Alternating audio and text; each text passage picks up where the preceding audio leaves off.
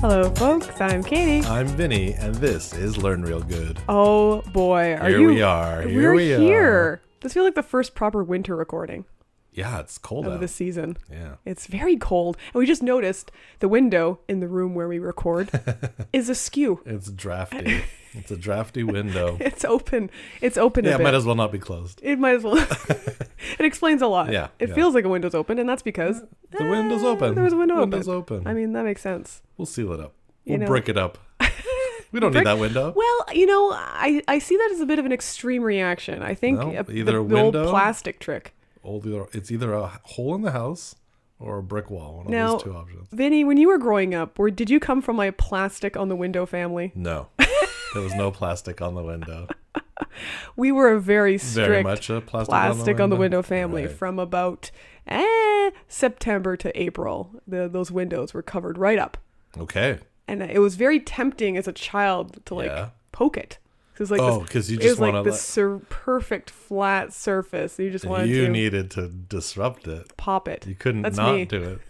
Shit disturber. You couldn't stop yourself. And you can imagine that did not go over well. Did you actually do it? Oh, It wasn't a just that couple you times. wanted to. No, a You couple actually times I did it. did. And I tried to hide Okay. it, but That's tough to hide. didn't That's work tough to too well. hide. Well, this isn't a show about windows. No. It's a show about science and comedy. and comedy And science. We should have did it all at the same time. We did. Edit. I'll just layer them on top. Yeah. That's fine. Science and comedy. Yeah, great. Thank you. And we have a guest, Yeah. but we're not quite at that part of the show No. yet. We still because have science facts to share. to share. Okay, great. We're almost in sync. We're Backstreet Boys. Who wants to go first? I can go first. Do it. All right. Well, earlier I talked about super colliders like CERN, and that once upon a time the United States was going Story to time with build Vinny. a super Right. Yes, you did. collider, their own rival to CERN. Okay. Well, let me tell you that story. It's Oh, story yes. Yes. Okay. So all I remember is that they dug a hole Yep. for this underground super collider. Yep. And then they never used it. And it Correct. was just a waste of a hole. That's Correct. all I know. That's most of the story. I'm done. No, so back in the late in the 90s, they were planning to make a rival to CERN. So CERN has existed for a long time in Europe. It's a big international collaboration. Everyone knows about atomic physics and Everyone colliding knows. stuff in the Swiss underground. It's not the punk scene; it's the particle physics scene. And the Americans wanted to build one, and so in Europe, CERN is on its second iteration, and it has today it has. You measure these beams in how much energy their proton has. So it has about 6 TeV, 6 tera electron Whoa, volts, that's which is a pretty good. lot. It's a Pretty lot. good. Yeah. Not bad. But back in the 90s, and that's today, this is 2022. Mm-hmm. Back in the 90s, the Americans were planning and had started building one. Can I guess? Yeah, It's going to be bigger. Yeah. Because that's the American way. for sure. Ooh, 40. Correct. Really? Yeah, 40 TeV was the design goal. And it's called the superconducting super collider. Come on. Because It's supersized? yeah, because you needed to get the magnets to be strong enough, they had to be super cooled and superconducting to get the field strength that you need to get the particles up to that Oh, speed. boy. So they initially set aside a few billion to start building it. It's just a couple billion. And they had the plans and it was going to have this huge circumference, something like 100 kilometers around, I think 80, 90 kilometers around. Whoa. The current one is something like 27 kilometers around. So it was going to be nearly 4 times. Jesus. Just the circumference, 100 kilometers in circumference for this giant tube. And where? Do you know where? in Texas, not far Texas, from right. Austin.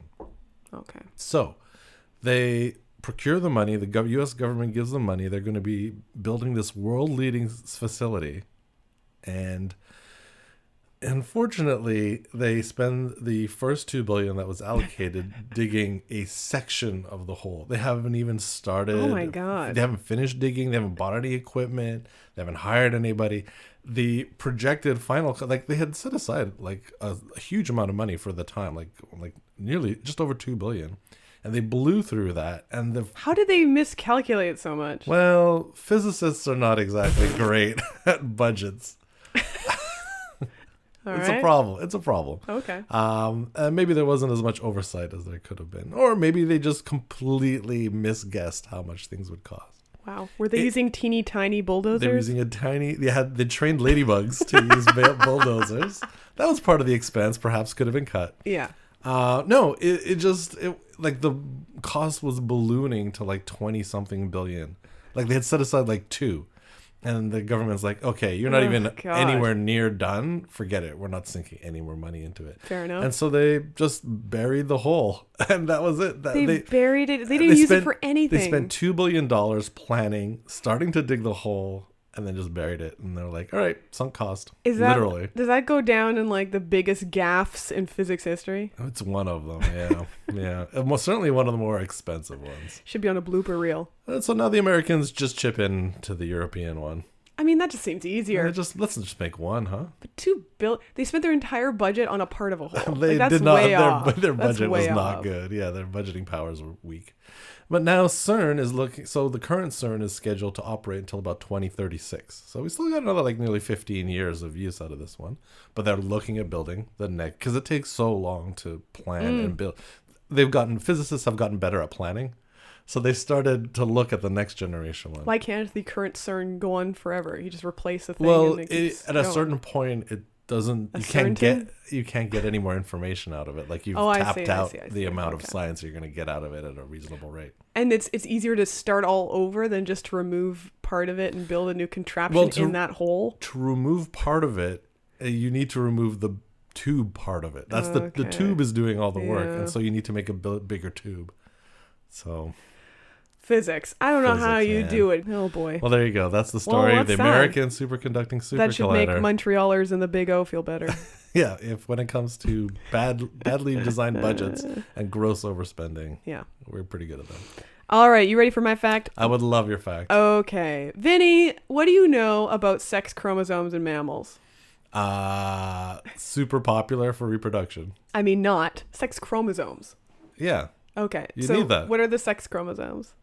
The X and Y in humans. Oh, okay. Oh, that's a mammal thing. Yeah. Okay. All mammals, not just humans. Well, don't spoil my fact. Well, I don't know. You asked me what I knew. That was what I knew. It is true for most. Most mammals. Let's say all asterisk. Uh-huh. Okay, so mammals tend to have Yes. this chromosome system Yeah. where there's an X chromosome and a Y chromosome, and typically having 2 X chromosomes leads to you being labeled with the sex female, right? And having an X and a Y leads to you being labeled with the sex male. Got it. Let's leave humans out of the picture because we're more complicated, but that's true for no gender discussion. Animals, yes.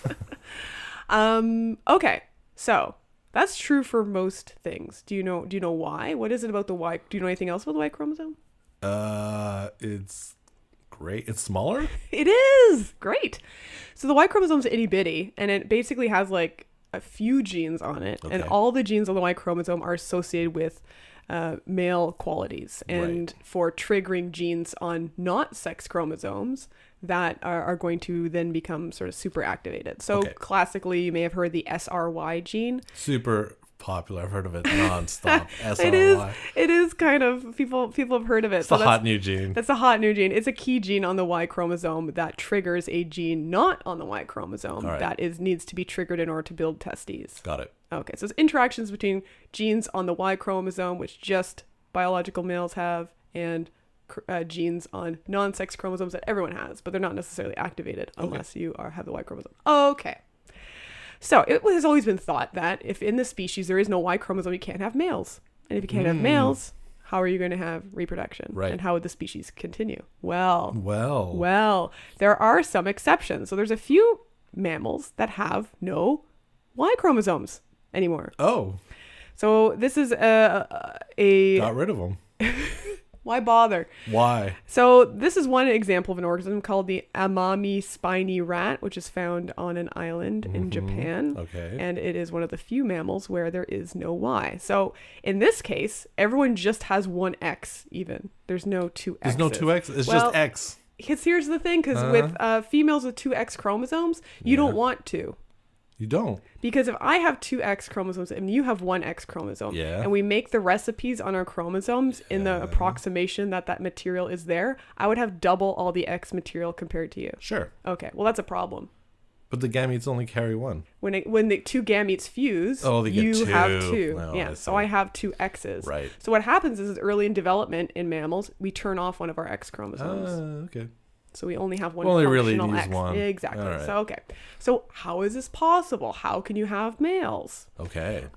So what they found. Do we need them?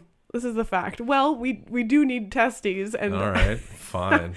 to make offspring. So how do they do that without the S or Y gene? Is the big question. IVF.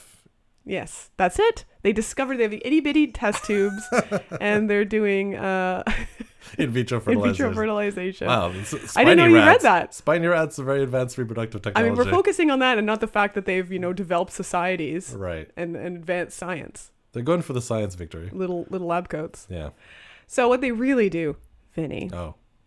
They found that this second gene. So remember I said the SRY gene on the Y chromosome triggers this other gene on not the Y chromosome. Yeah. It's called the SOX9 gene, and that's the one that needs to be triggered to build testes. Oh. So they have like a double SOX9. So instead of needing the Y chromosome that has a gene that's going to make this gene super productive, it just has double of just that gene. So there's no need for the SRY gene. And there's not a lot on the Y chromosome that if you can sort live of make, without it, you have a lot of the key ones on not the Y chromosome. Okay. It's just you need the Y to sort of pump them up. Okay. And so if you're self-pumping, then you don't really need it anymore. Okay. So they have testes with just the X? Yeah, you don't need the Y for the testes because it's like you have like a megaphone. The Y chromosome has a megaphone to be like turn it on. Make your testes. Okay. But like the recipe for testes is on a regular chromosome that I have too. I just never You just don't turn it on. Yeah, correct. Right. They have double X? No. What's being duplicated on a single X? A gene. It's not on the X chromosome. It's on like chromosome number 1 or whatever. I see. Not sex chromosome. Oh, I thought the Y thing turned it on a gene that was found on the X chromosome. No. Oh, it's on chromosome 3. Some rando chromosome. Okay, specifically 3. Yeah. Okay, fascinating. Mm-hmm.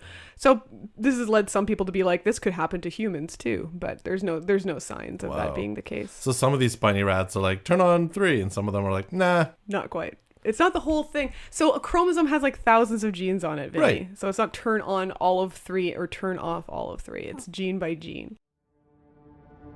Have you ever wondered what it's like to live in a city full of superheroes? To literally see people fly across the sky? Crap. What are you up to, Angus? Oh, hey, Sal. I'm trying to record an ad for the podcast. Heroes don't do paperwork? Yeah, that one. Need any help? Yeah, actually. I'm just trying to tell people about the show, about how you and I work at a newspaper in Super City, and how we interview various citizens, from the people we call neighbors to the city's greatest heroes. But I'm having trouble wording it. You could just use that section you recorded and put that in. Huh. Yeah, I suppose I could. Thanks, Sal. Don't worry about it. I'm off to the office supplies store. It got hit with a shrink ray, so everything is 50% off. Want to come? You know what? I kind of do. Oh, for those of you hearing this, if you want to hear more about the thrilling adventures and heroics of Super City, come check out Heroes Don't Do Paperwork on the Podcaster Network. All right, let's go. Well, that's enough out of us. Hey, Vinny? Yep. Shall we bring in our guest, Katie? Please introduce our guest. Let's say hello to Camille Jodouin. She is currently an MSc candidate at the University of Alberta. Her thesis focuses on polar bear movements on the sea ice of western Hudson Bay in Manitoba. When she isn't at school, Camille can be found at home playing video games, composing on her keyboard, or hopelessly getting lost in the forest despite having a GPS. Hello, Camille. Come on down. Hello, Vinny. Hello, Katie. Thanks for being here. Hey, no problem. Happy to be here. Oh, polar bears. Yeah. Yeah. You know, they're so adorable. And scary. Yeah, it's kind of a weird combination, eh? Yeah. Yes. Yeah, terrifyingly cute. They're cute in the Coca-Cola commercials. They are. They're, to be honest, they're also quite cute in person. Really? Only when they're sedated, though. Oh my gosh. So have you been in the presence of a live polar bear? How far were you? I have been blessed to be in the presence of multiple polar bears and actually touch them. Whoa, you touched a polar bear. What do they feel like? Actually, they feel a bit less soft than they look. It's a little Interesting. more wiry, but it's still really cool. Wow. Wow. Yeah, in her picture accompanying her bio, she's petting a presumably tranked polar bear. Very tranked. Have you ever been in the presence of a not trained polar bear? Yes, but I was not touching it.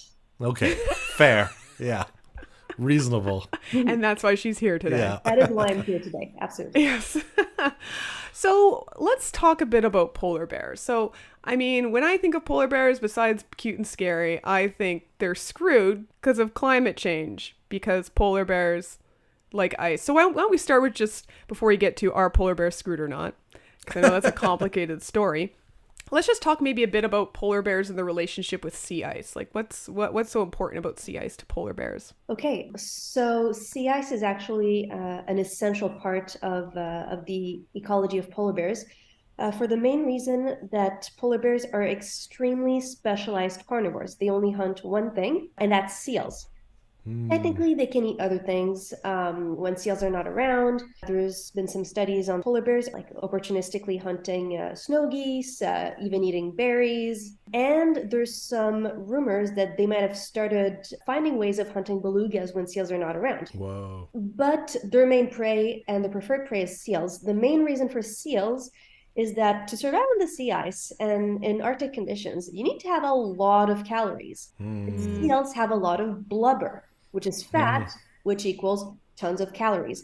Other animals don't have that blubber to meat ratio, so that's why they really go for seals.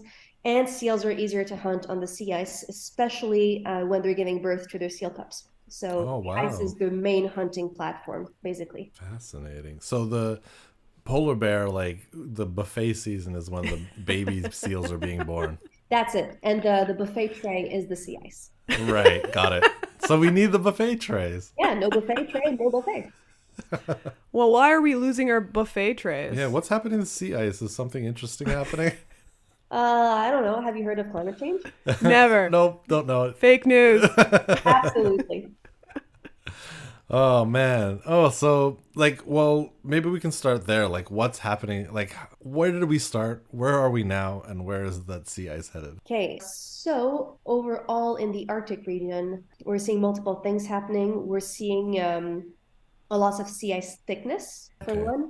We're seeing a loss of sea ice concentration. So in a lot of places on the Arctic Ocean, like you don't have like one clear sheet of ice.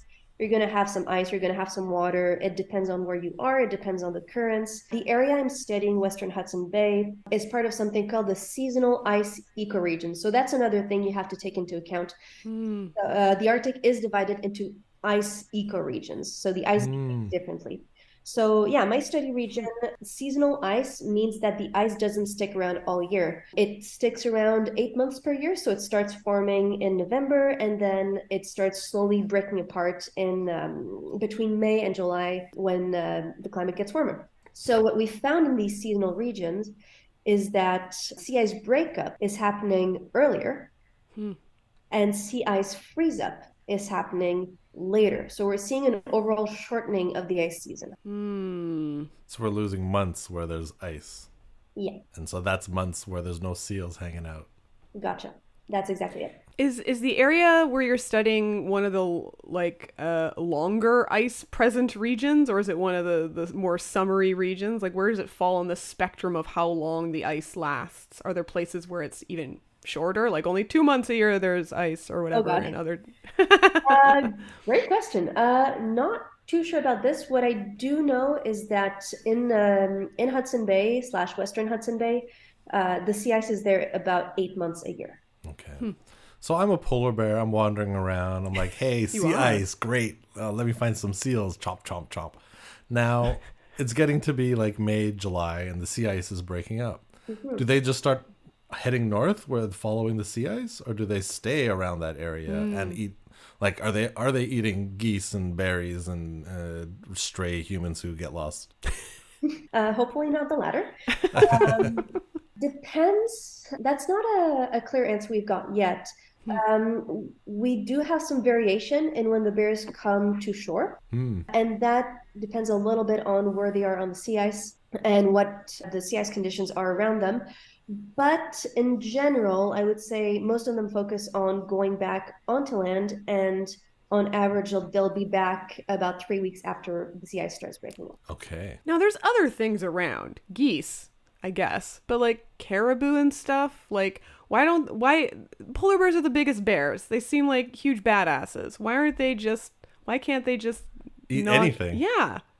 Why are they so specialized? Are they just dumb at hunting other stuff? They're not dumb. I mean, as I said, like they eat other stuff besides seals, but it tends to be a little more opportunistic. So one other thing I forgot, whale carcasses is something else. Like when they find a big beached whale, of course they're going to spend time on it. Why are they specialized? Like an animal comes into a really harsh environment, they got two strategies: either like eat what's in there in general, so stay a generalist. But when you're in a really tough ecosystem with a few resources, I guess the best strategy is to become really good at one thing really fast. So to be honest, I'm not sure how well a polar bear would hunt like a running caribou. Polar bears can run pretty fast, but yeah, not sure how successful they'd be, especially if it's hot. When it's hot, they'd rather just like chill and wait for the winter. Netflix and chill. Exactly. Without the Netflix. Without the Netflix. So you're looking at movements. What type of movements are you looking at? Are you looking at like where does a single polar bear travel in a day or in a lifetime or while they're hunting? Like what's sort of the scale of movements you're looking at? So what I'm looking at is I'm not just looking at individual polar bears. I'm looking at polar bears, either individuals in different years or groups of individuals. So I've got two different chapters in my thesis. And my first chapter is focusing on the importance of sex in polar bear movement and age. So I'm basically asking, do males go faster than females?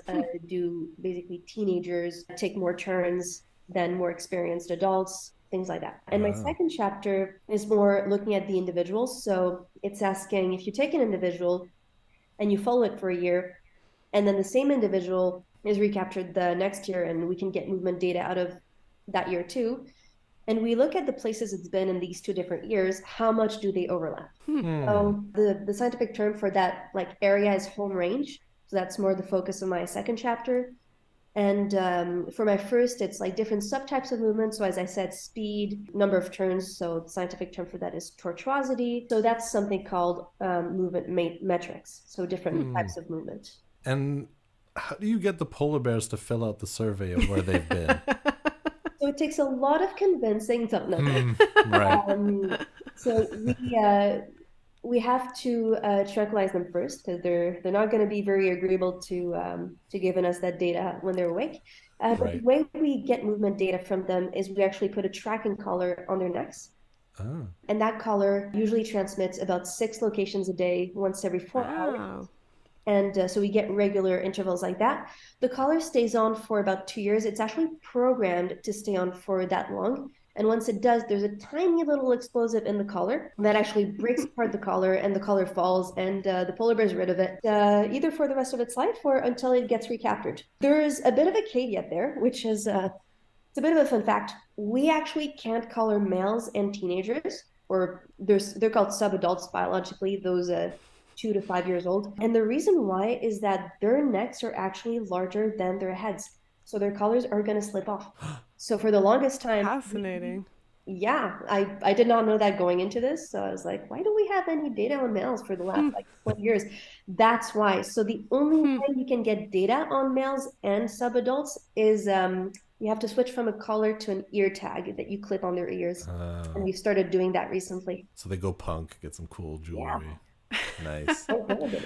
That's interesting. That so one of the things you're looking at is sex differences in movements, but you also have this confounding variable of different movement technologies. Is that something you had to consider? Like, did you have to do like some of the females with ear tags to see if ear tagginess versus neck tagginess had an impact on movement? So I did have to take into account, so ear tags don't transmit every 4 hours, like the collars. They basically, in a window of like 1 to 2 hours, they just like go location, location, location, location. So like Whoa. they throw out like tons of locations at like different times.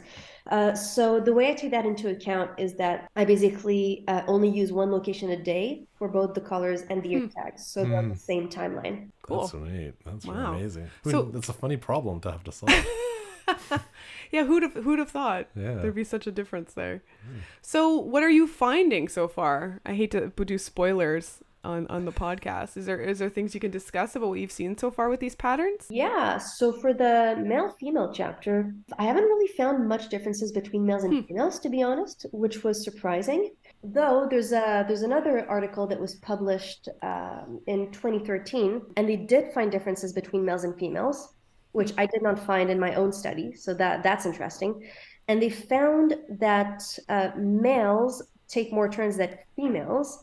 And their analysis was more in depth than mine in terms of what they used. But they found that males tend to try and like circle around the females, like from a distance, and basically like track them. Whereas the females are just doing their thing and looking for seals. So yeah, like male female, like sex and courtship might have an effect. I just haven't found it yet. The one thing I found was that I also take into account reproductive status. So the cubs stay with their moms about 2 years. So you have to distinguish between cubs that were born this year, called cubs of the year, and then 1-year-olds called yearlings. So I found that females with yearlings cover a larger area. So I've also been looking at area covered. This is the only group that stood out. Like they cover a much larger area than other groups. Yeah, I think the reason for that is that you got more mouths to feed. You basically got like a hungry, like almost teenager bear with you. So you got to get more food. So you got to have a wider area to cover. That's my interpretation. How often do polar bears have kids? Like, is it like you have one kid and then that's it? Or do you have like one every other year? Like, what's the frequency of, I guess, having baby cubs? That's pretty frequent, honestly. Like, so polar bear cubs have about a 50 to 60% survival rate. So it also depends on if you unfortunately lose your cubs. So if that cub survives until basically kicks out at 2 years old, then that female's probably going to get pregnant the next mating season. Okay.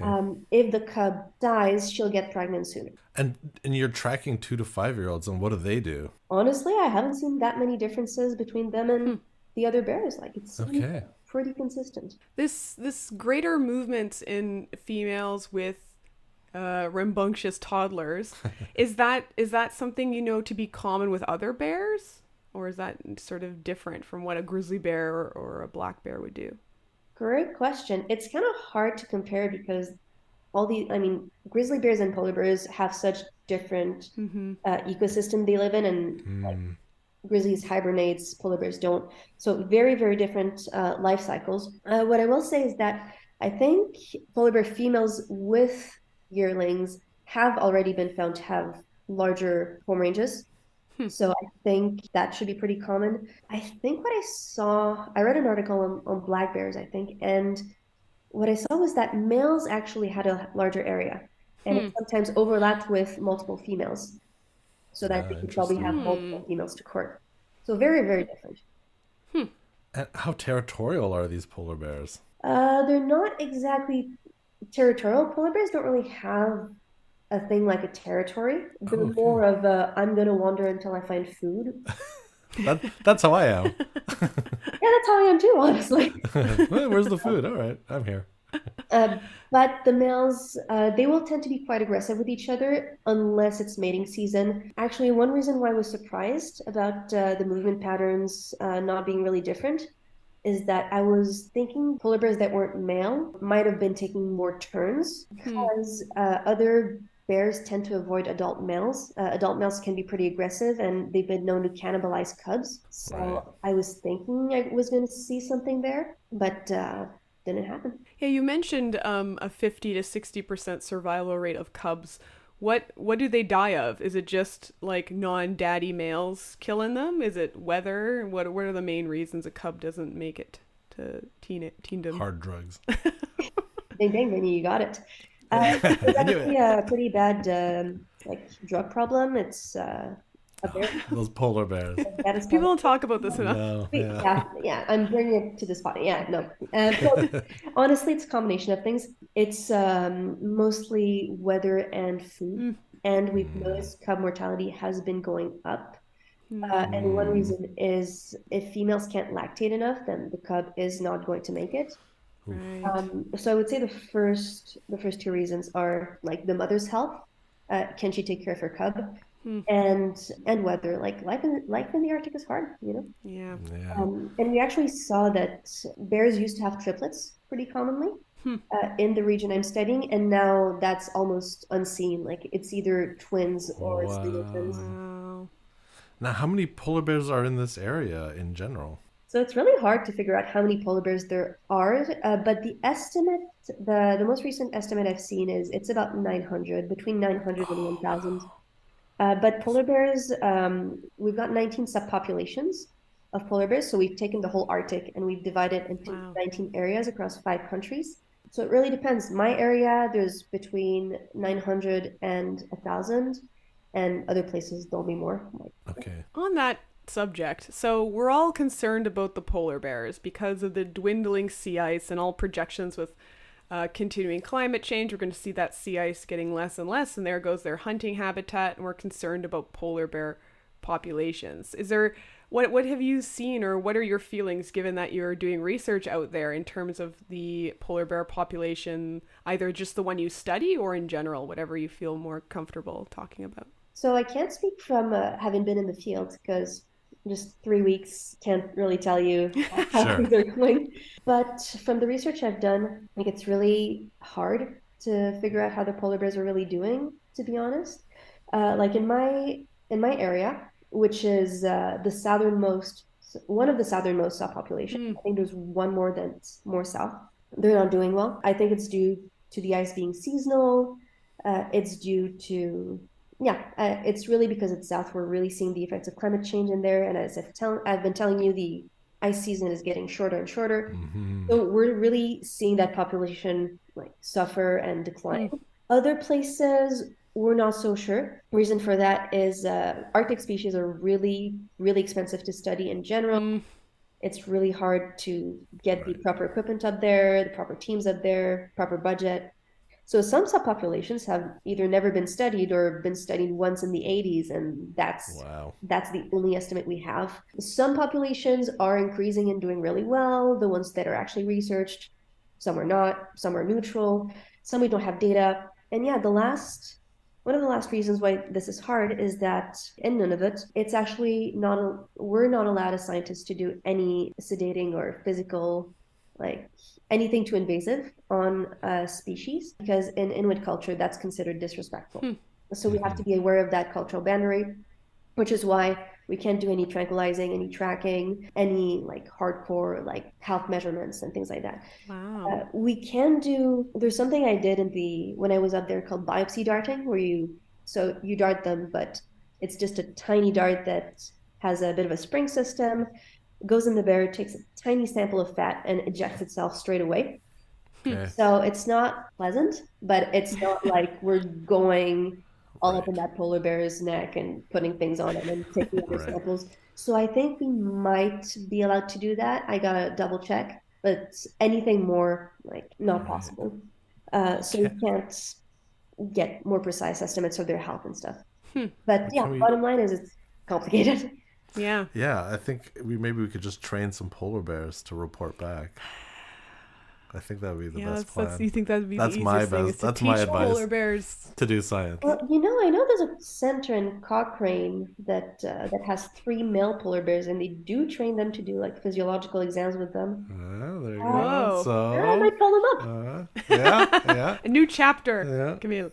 They don't even need lab coats. They're already dressed in white. I'm going to tell your supervisor.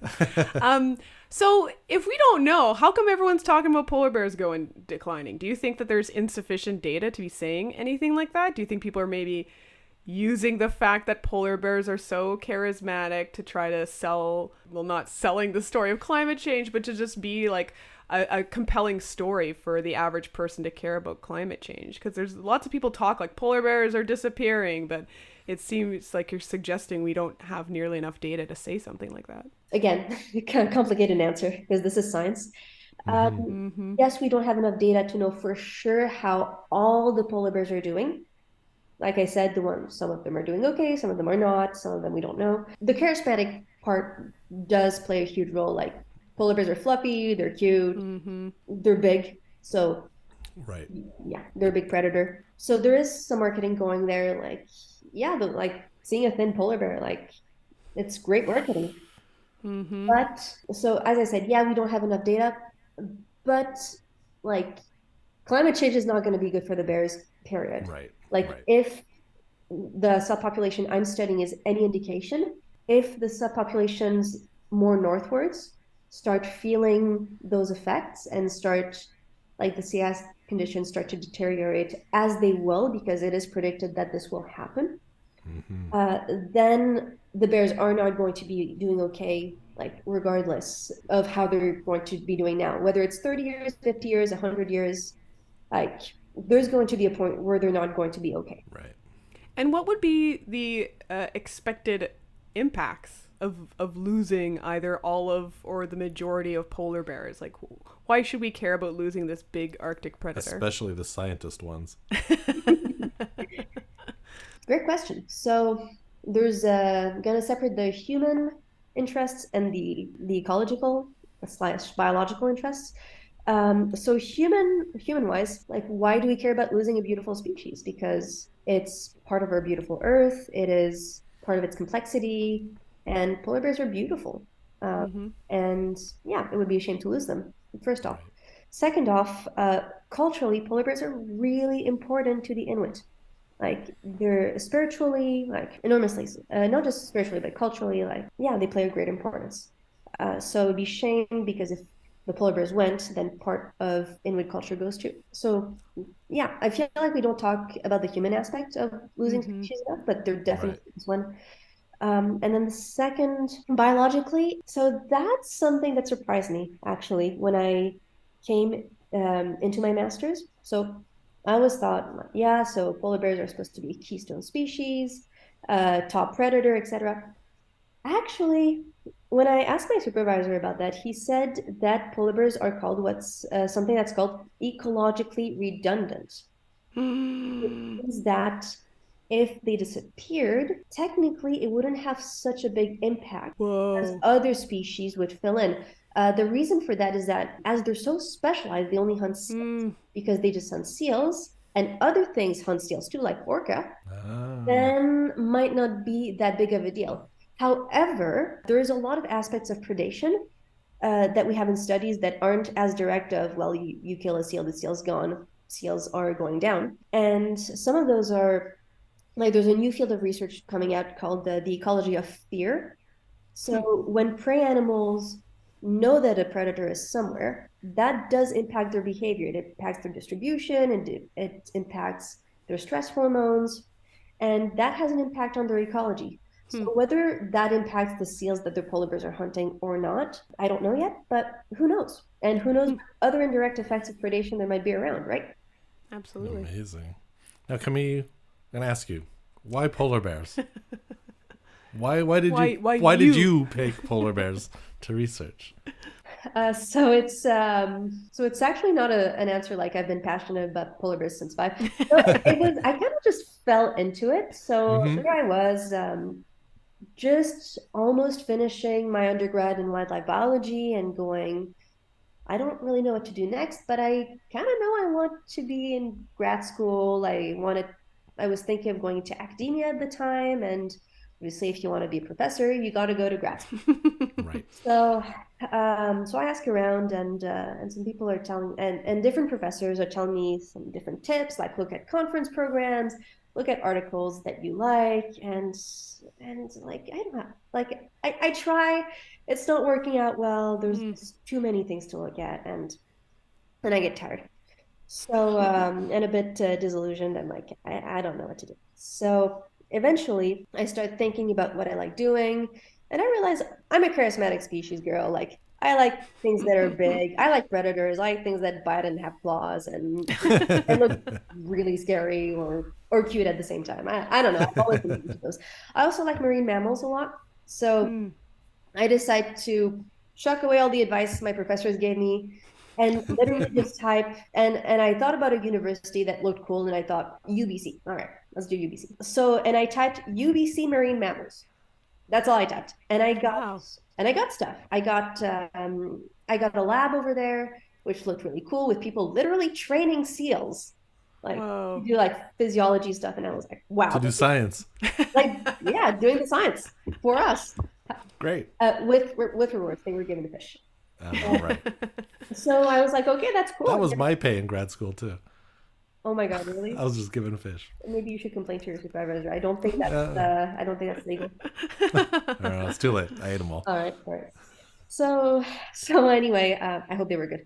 I started doing that, and eventually I go from university to university, and I get to University of Alberta, in Edmonton, and same thing. I type like University of Alberta, large mammals, carnivores. And I get some professor names, and I'm like, cool. And that leads me to scrolling their department, and I find some who attract bighorn sheep, and I'm like, that's cool. So I email them, and then I find someone next to birds, and I'm like, cool, I like birds. So I basically emailed all the cool people I find, and finally scroll down, and close to the end, there's this really nice looking guy, like big grin, like looks really approachable, like in little toque because he's out in the snow, and he's standing next to a sedated polar bear, and I just go, whoa, that looks cool. So I look at his name, and I'm like, okay, and I send him an email, and he doesn't answer for 2 months, and well, that was a beautiful dream. And other people start getting back to me saying, sorry, my lap's full, and eventually, yeah, this guy gets back to me, super nice, super like, yeah, let's schedule a call, and yeah, rest is history. Amazing. Wow. And were you always interested in big, charismatic animals as a kid? Oh yeah, always. Oh, I wanted to be a wildlife vet, and my favorite show was I forgot the names, but you know those shows with the guy who like hugs lions. Steve Irwin. Yeah, I think so. Something like that?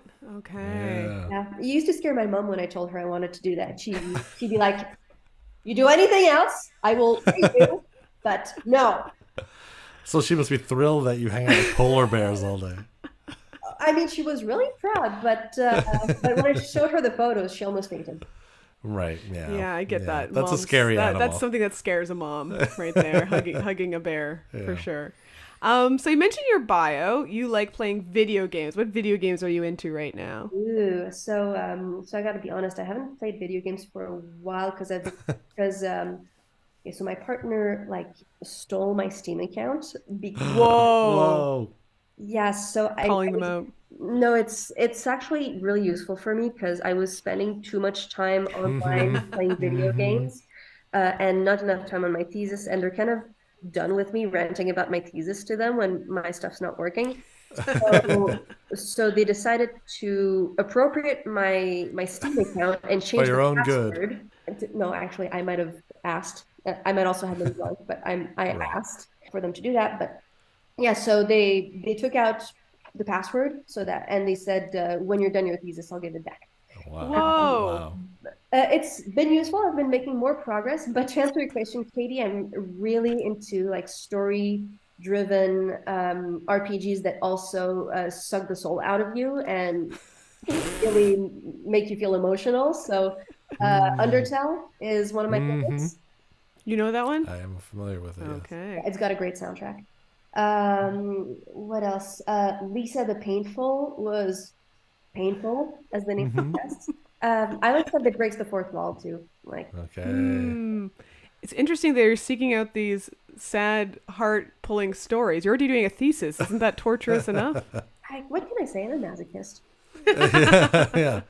Sad stories that suck out your soul. The grad stories. Grad school story.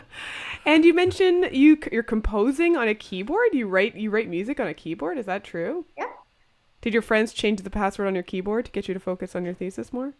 No, and I kind of need the keyboard. It's like my therapy right now. So